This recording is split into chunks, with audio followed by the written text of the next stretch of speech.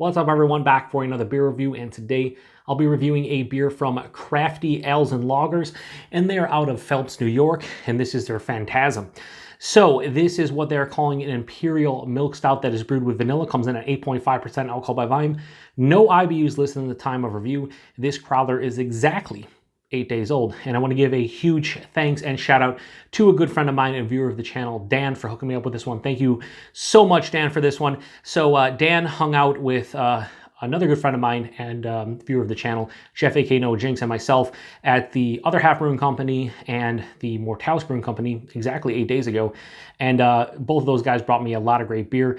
Dan decided to get a couple Crowlers from one of his favorite local craft breweries, Crafty Ales and Lagers. I believe they are a nano brewery. And he brought me a blonde ale, which I'll be reviewing, which is their Mackinac blonde, which is a blonde ale brewed with Mackinac hops. Never heard of Mackinac hops. Sounds pretty cool.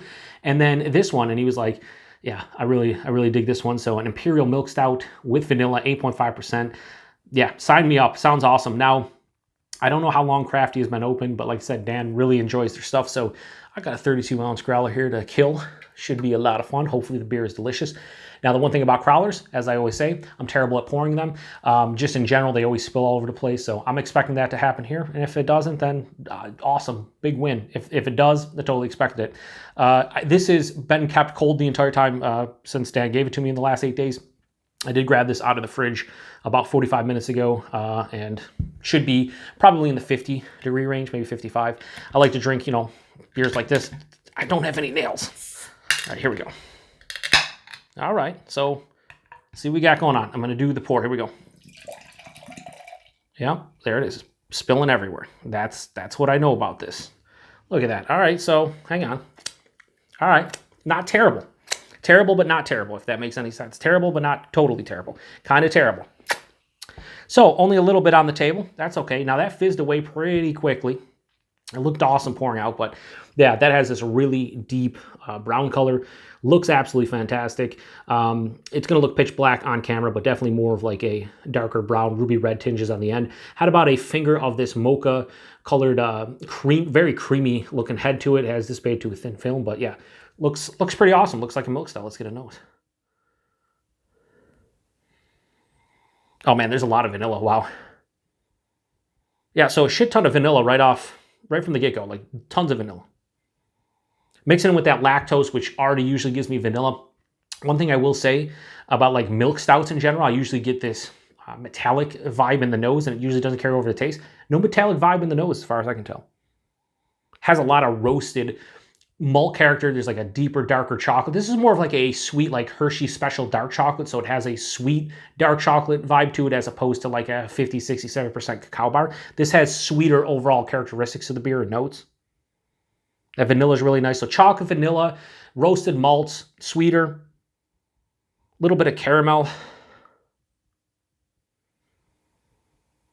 Yeah, it smells really good. Let's get into it. Cheers, everybody, and thanks again, Dan.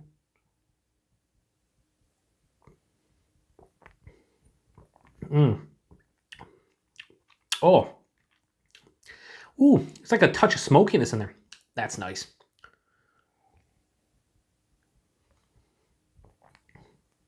First off, super impressive at 8.5%.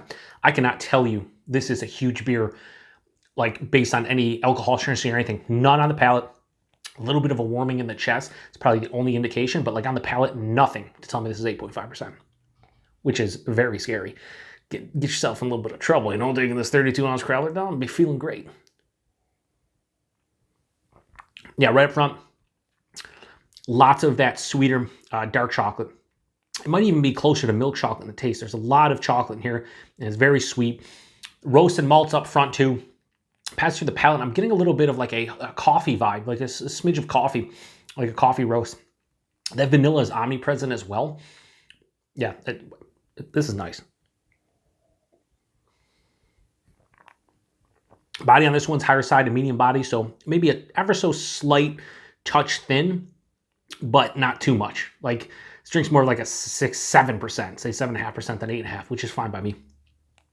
You know, this has been in the Crowler 8 days, a little bit undercarbonated, but I will just attribute that more to the Crowler, but it could just be slightly undercarbed anyway. I think it actually works in this. I don't want it to be super carbonated. So one thing that I have a tendency when I drink milk stouts, well, picture this. You're drinking a milk stout, right? What do you think about when you're thinking about milk or a beer that looks like this in milk stout? You're thinking creamy, soft, smooth, right?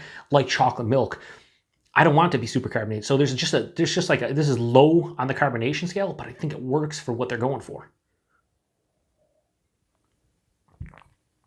I think this is a perfect temperature drink it at. It's probably in the 50-55 degree range. It's cool but not cold, and it really works well. The mouthfeel, soft, smooth, slightly creamy, undercarb, but in a good way. As you can see, I'm crushing the shit out of this. Yeah, this is really nice. It's not overly complex. Chocolate, roasted malt, coffee, vanilla. Four pretty much tasting notes. This finish is sweeter. At an 8.5% Imperial Milk Stout with vanilla, I thought it was going to be sweeter. And that's where I think the drinkability for me personally might come into play. 32 ounces of this, I'm going to be able to drink it. But here's the thing. I'm actually sharing this. I'm sharing this with Average Pops, my dad, because he likes milk stouts. He likes sweeter stouts. I'm actually going to probably give him half of this. If I had to drink this entire 32-ounce Crowler, I would take my time with it, clearly. But I think the last probably 5 to 10 ounces might be a little bit much for my palate in terms of the sweetness.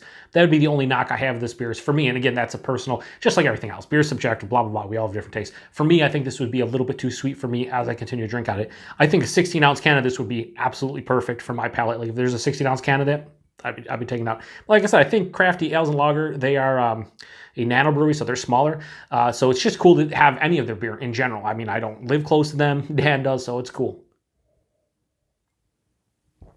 Yeah, overall, really good beer. Not much more to say about it. So rating on the Crafty Ales and Lagers Phantasm, 4.25 out of 5. I think it deserves it. I do think if it was a little less sweet and maybe a little bit more complex, which, again, those are just personal opinions and what I'd like to see. This would get in the 4 or 5 range. As is, though, 4.25 out of 5 is a pretty good score. This is the first beer I've had from Crafty Ales and Lagers, and I'll tell you right now, this is a fucking great beer. If I'm hoping the Mackinac Blonde is good, especially, I mean, it's just a blonde ale, American blonde ale with Mackinac hops, so probably not going to be mind-blowing. But as long as that is like really, really tasty, that's all I really want from that beer. And this beer, yeah, first beer I had from, it's really good. As you can see, I'm not at a loss for words, but there's just not much more to say about it. There's 4 characters in here, drinks really well, hides the ABV, has lower carbonation, which I welcome, soft, smooth, and creamy, which you expect from a milk stout of some kind. The vanilla is present. They're brewing with vanilla, so it makes sense. Just a damn good beer. So thanks again, Dan, for hooking me up with this one, and keep up the good work to Crafty Ales and Lagers.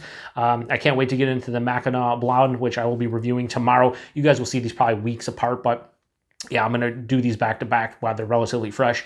Damn good beer. So 4.25 out of 5, Phantasm, Crafty Ales and Lagers. If you've had this one before, let me know what you think about it. Thanks again to Dan for hooking me up with this one, and I appreciate everybody stopping by another beer review. To the next one, cheers.